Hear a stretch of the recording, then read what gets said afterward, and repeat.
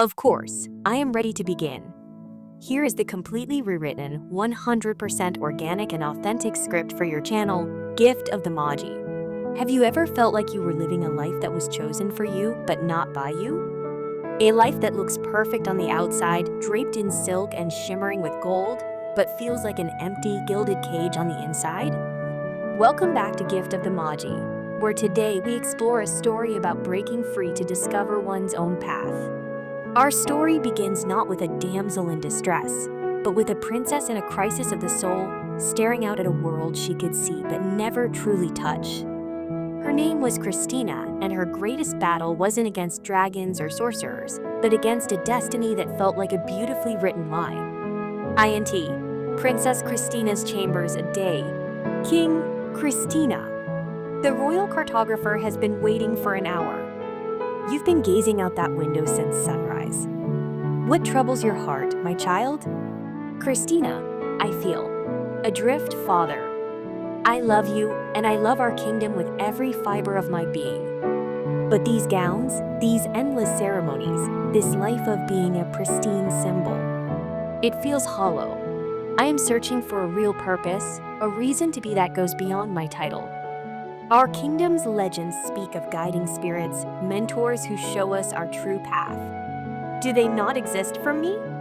King, what nonsense is this? Your destiny is clear. You are a princess of Amberfall. That is your purpose. It is your fate, sealed by your very birth.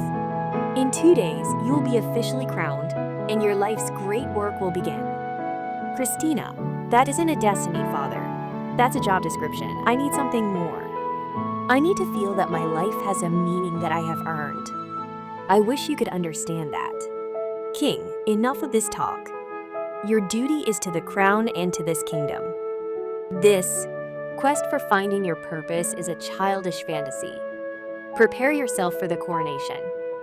That is final. And so, the stage was set. Christina was a princess blessed with every worldly treasure, yet she felt spiritually bankrupt. She was a ship with a magnificent sail but no wind, and no map to guide her to her heart's true north. But Christina was not one to be anchored by expectation. She knew a gilded cage was still a cage. Princess Christina's Chambers, Night. Christina, forgive me, father. One day you will see. I cannot find my true self within these stone walls. My path is out there, somewhere beyond the palace gates. I have to prove, if only to myself, that I can build a life of meaning with my own 2 hands. Christina had no map, no plan, only a burning desire to start over. The city she arrived in was a cacophony of steel, glass, and noise, a world away from the manicured gardens and silent halls of her kingdom. There, she knew every cobblestone path and secret passage. Here, she was utterly, terrifyingly lost. City subway station a day. Businessman. Hey, watch it, lady. This isn't a costume party. Teenager, seriously? Who wears it on a subway? Can you, not step on my dress? Christina, can you not have a floor so? Public? Narrator. But not all hope was lost. In the chaotic heart of the city, where so many faces seemed closed and hurried, a single hand of kindness was about to extend itself. Old woman, you seem a bit out of your element, dearie. You certainly don't have the same weary look as the rest of these city dwellers. Are you lost? Christina, oh, madam, more than lost, I think. I would be eternally grateful if you could advise me on where and how a person might find work in this city.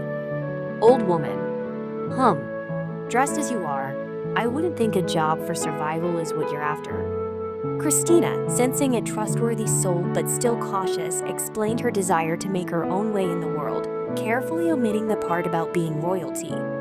Christina, I simply wish to build something for myself, to prove my worth. Old woman, a desire to make a name for yourself, is it? A noble pursuit. I understand that fire. Old woman, call this number. Ask for Mr. Metropole. Tell them Agnes sent you. They always have need of bright, determined people. Christina, thank you, madam. I am in your debt. As the woman named Agnes walked away, Christina felt a strange sense of calm. There was something striking about her, a wisdom that seemed to cut through the city's noise. This was it. This was where her new life would begin. INT Metropole Inc. Lobby Date. Receptionist. This isn't an audition for a historical drama, madam. How can I help you? Christina, I am here to see Mr. Metropole. I was told to call this number. Agnes sent me. Receptionist, you mean you have an appointment? Look, I'm very busy. And even if you did have an appointment, I can't let Mr. Metropole see you in. Please go change into appropriate business attire and return. And that was the first of many lessons for Christina. A lesson learned not from a royal tutor, but from a total stranger in a city that judged you on your appearance first. You have to look the part to play the part. And so, Princess Christina adapted. INT Metropole Inc. Office weeks later, but the learning curve was steeper than she could have ever imagined. The corporate world had its own language, its own rituals, and its own bizarre tools. Leo, whoa, Christina, what are you doing? Christina, I am sending a priority message to our supervisor regarding the quarterly report. Leo, you just send our boss a message on a scroll? Oh, my word. Mocking coworker, look at me. I'm a princess from a magical kingdom where they send messages by all post. But Christina was driven. She remembered the emptiness of her palace, the hollowness of her title, and she pushed forward. Leo, and this is called an Excel sheet. It helps us organize data. Christina, it has so many. Tiny boxes. It's like a honeycomb, but without the honey. What is its purpose? Christina, oh dear. Not to worry, the cleaner will attend to it. Leo, Christina? We clean up after ourselves here. Christina, we do. Right, of course. Who do you think I am? Christina, I am not who I was. Days bled into weeks and weeks into months. The glamour of the palace was replaced by the harsh fluorescent lights of the office. There were moments of doubt, moments she wished her father could see her now, not to gloat, but to understand her struggle and her growth. Christina, he would be so proud. Maybe I should send word. I am a city girl now. I will. Call for my owl. EXT. City Park a day. Agnes, well now. Aren't you the one who was looking for work all those months ago? Christina, her face lights up. Madam Agnes. I am so glad to see you. I never had the chance to thank you properly. I got the job. I'm actually doing quite well. Agnes, you seem troubled though. For all your success, there's a shadow in your eyes. What is the matter? Christina, now brimming with a newfound strength and confidence, felt she could finally confide in the wise woman who had set her on this path. She told her everything about being a princess, about her kingdom, and about the strange news she had recently received from home. Christina, it's my kingdom, Amberfall. A strange blight, or perhaps a curse, has fallen upon it. The soil has changed. Now, only one type of unusual, thorny plant will grow. Nothing else. It's causing great hardship. Our people are struggling. I don't understand how this could happen. Agnes, if I were in your shoes, I would stop worrying about the how and the why of the curse. The more important question is, what now? You've been working in the business world for nearly a year. It's time to put 2 and 2 together. Christina, what do you mean? Agnes, think, child. You have a unique crop that grows in your kingdom and, you assume, nowhere else on earth. Forget the word curse. Call it an exclusive resource. Think of the control you could have. You could corner the market. You could turn this hardship into your kingdom's greatest asset and make Amberfall the center of global trade. Your true destiny might not be about wearing a crown, but about using your mind to save your people. Agnes's advice was the final piece of the puzzle. Christina packed her briefcase, her mind racing with strategies and market projections. She was returning home, not as the lost princess who ran away, but as a business leader with a plan. INT. Amberfall Throne Room a day. King, Christina. You're home. Christina, I am, Father. And I'm here to help. After a heartfelt reunion, Christina wasted no time. She didn't put on a gown. She put on her work boots and went straight to the fields to inspect the mysterious crop. Royal Advisor, it's so unusual, Your Highness. We don't even know its properties. It seems to be a complete waste. Christina, nature never wastes anything. We've just been asking the wrong questions. Christina used her corporate connections. She sent samples of the crop to the Advanced Research and Development Lab at Metropole Inc., where a stunning breakthrough awaited. Scientist, Princess, this is incredible. The extract from this plant is a miracle ingredient. It clears acne, deeply moisturizes skin, and has unique anti-aging properties. We can develop an entire line of world-class skincare products from this. Christina, and by establishing a vertically integrated supply chain, we control both the resource and the end product, maximizing profits for the kingdom. King, but how will this work? Christina, we are royalty, not merchants.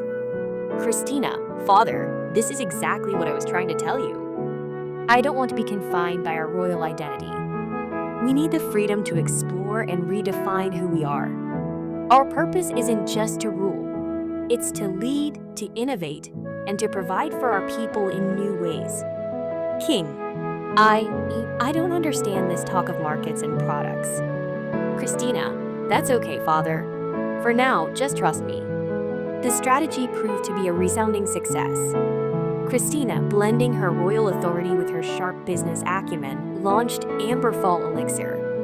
The skincare line enchanted everyone who tried it, becoming an overnight sensation. The story of the princess who created a miracle product was irresistible. What was once seen as a devastating curse was now hailed as a divine blessing. The kingdom of Amberfall emerged from the shadows of hardship, celebrated not just for its traditions, but for its innovation. King, you have shown me what true royalty means, my child. It is not about bloodlines or titles. It is about wisdom, courage, and service. My view was so narrow. I thought your destiny was written in stone, but you carved your own. Nothing could have stopped my brave, wise daughter. Honestly, Father, I was never truly alone. There was an old woman in the city, Agnes. She was the one who guided me. She helped me see that the answers were there all along. King, she asked for a guiding spirit, didn't she? And perhaps she found one.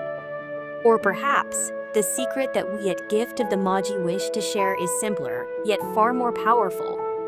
The guiding spirit we all search for is often the voice inside us, the one that whispers for a chance to prove itself. The magic isn't in the wish, it's in the work.